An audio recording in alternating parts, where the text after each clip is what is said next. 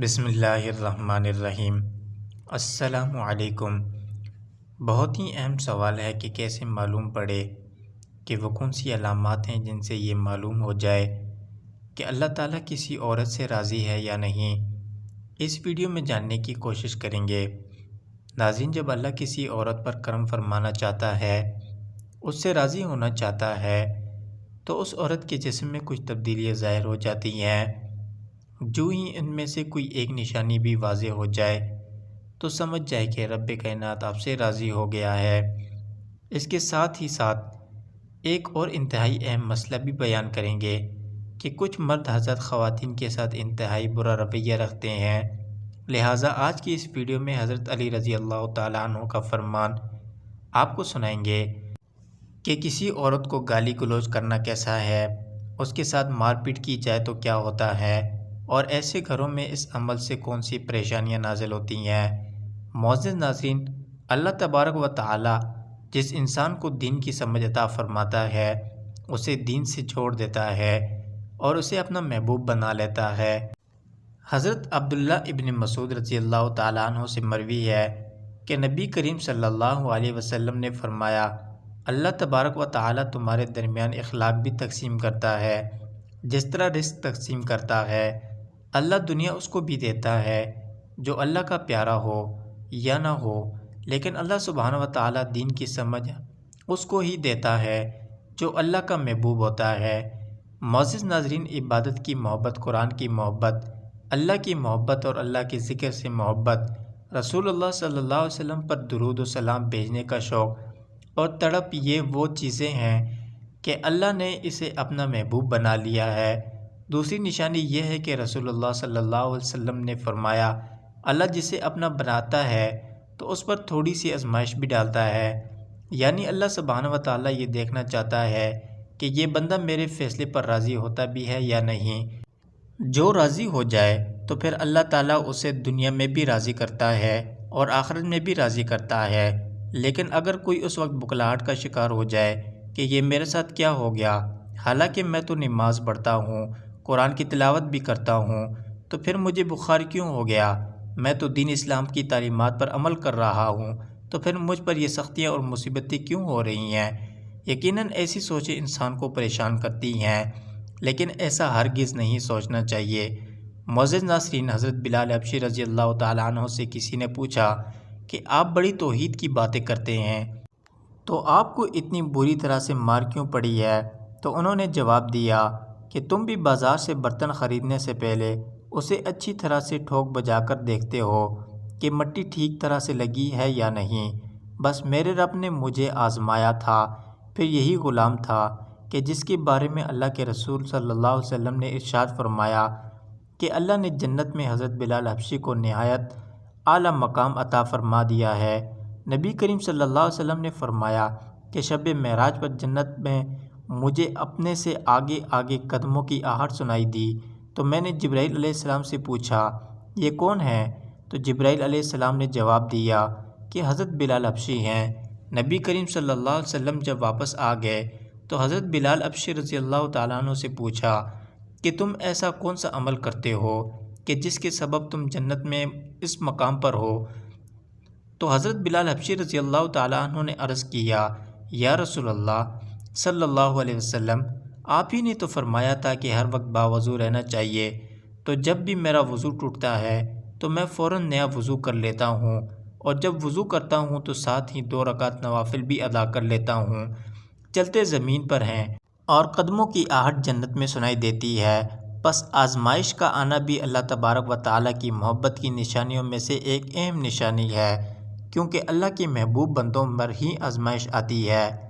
معزز ناظرین، تیسری اور ایک بہت ہی پیاری نشانی یہ ہے، اللہ سبحانہ و تعالیٰ جب بھی کسی انسان سے محبت کرتے ہیں تو اس کے اندر ایک انتہائی خوبصورت تبدیلی رونما ہو جاتی ہے۔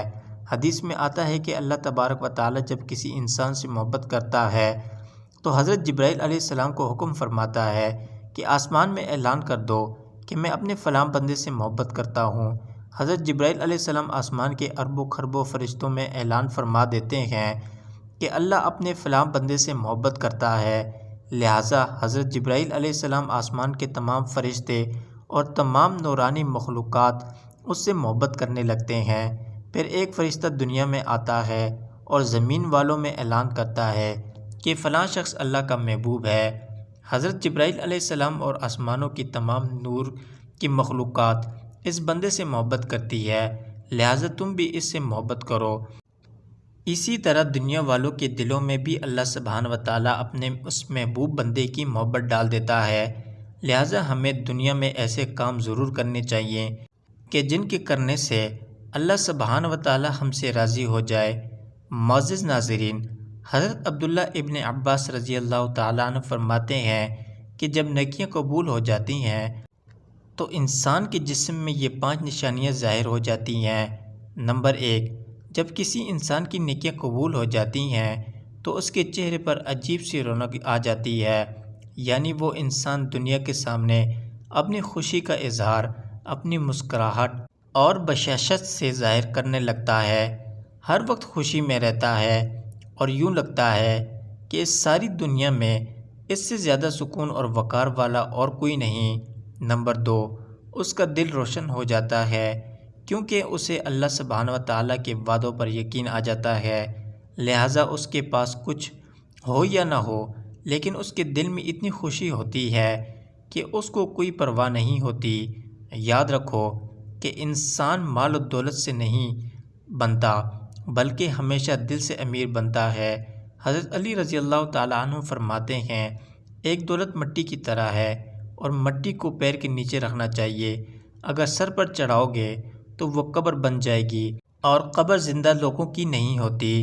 نمبر 3، جب کسی انسان کی نیکی قبول ہو جاتی ہیں تو اس کے جسم میں نیکی کی طاقت آ جاتی ہے اور شیطان اسے گمراہ نہیں کر سکتا۔ اللہ سبحانہ و تعالیٰ اس کے جسم میں شیطان سے بچنے کی طاقت پیدا کرتا ہے۔ نمبر 4، اپنے مال و دولت میں فراوانی پیدا کرتا ہے، یعنی اللہ سبحانہ و تعالیٰ اس کے رزق میں برکت پیدا کرتا ہے۔ وہ لوگوں پر چاہے جتنا بھی خرچ کرے، ضرورت مندوں کو کتنا بھی بانٹے، اس کی دولت میں کمی نہیں آتی۔ حضرت علی رضی اللہ تعالیٰ عنہ فرماتے ہیں کہ نصیب کا رزق انسان کو ایسے تلاش کرتا ہے جیسے مرنے والے کو اس کی موت تلاش کرتی ہے۔ نمبر 5، لوگوں کے دلوں میں اللہ تعالیٰ اس کی محبت پیدا کرتا ہے، یعنی جب اللہ تبارک و تعالیٰ اپنے بندے سے خوش ہوتا ہے تو لوگوں کے دلوں میں اس کی محبت پیدا کر دیتا ہے۔ معزز ناظرین، آئیے اب جانتے ہیں کہ ایک عورت کی سب سے بڑی ذمہ داری کیا ہے۔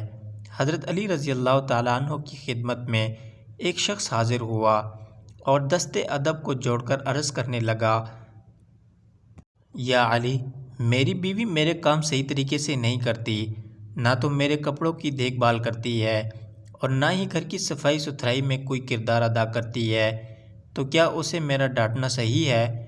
جیسے ہی اس نے یہ کہا تو حضرت علی رضی اللہ تعالیٰ عنہ نے فرمایا کہ اے شخص، تمہیں کس نے یہ کہا کہ تمہاری بیوی پر تمہارے گھر کا کام کرنا واجب ہے؟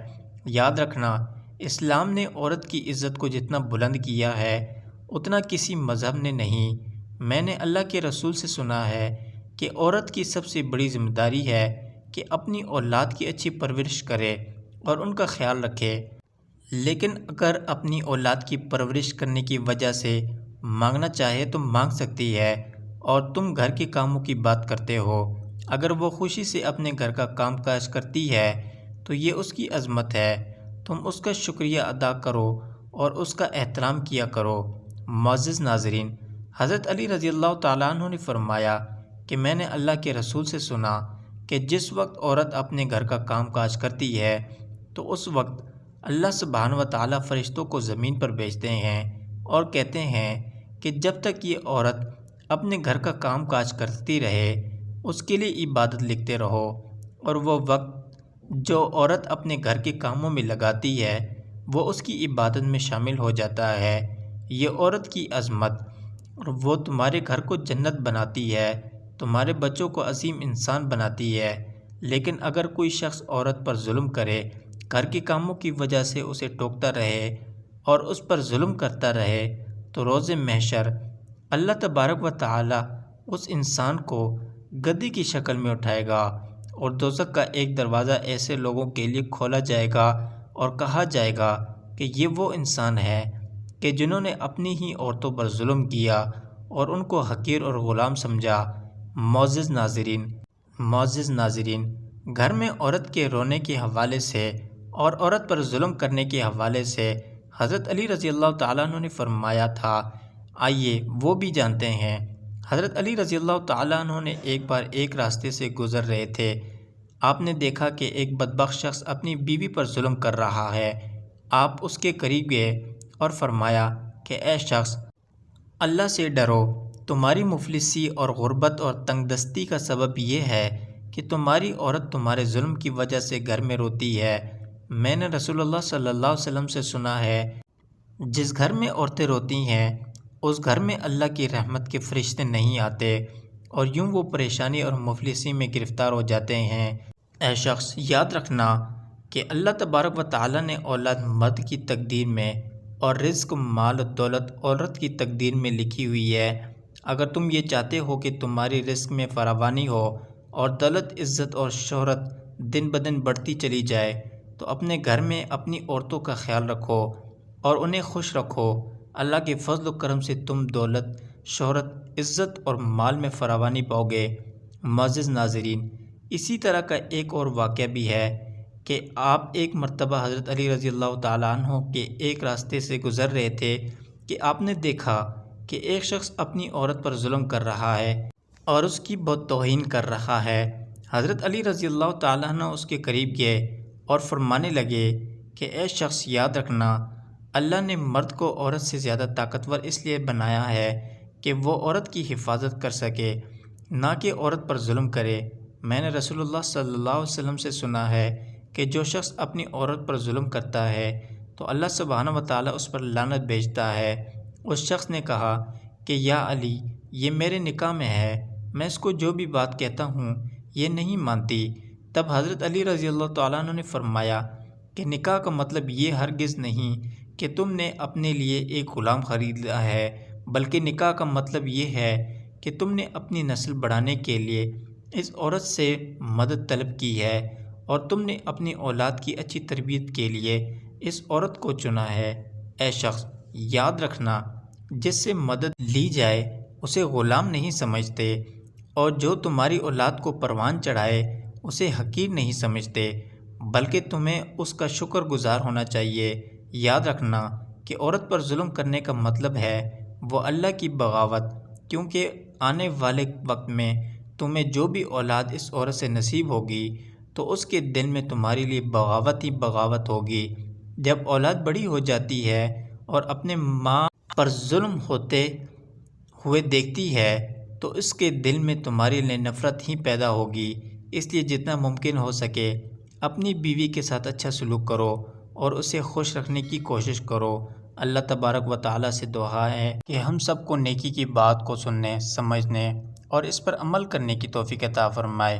ویڈیو پسند آئے تو ویڈیو کو ضرور شیئر کریں۔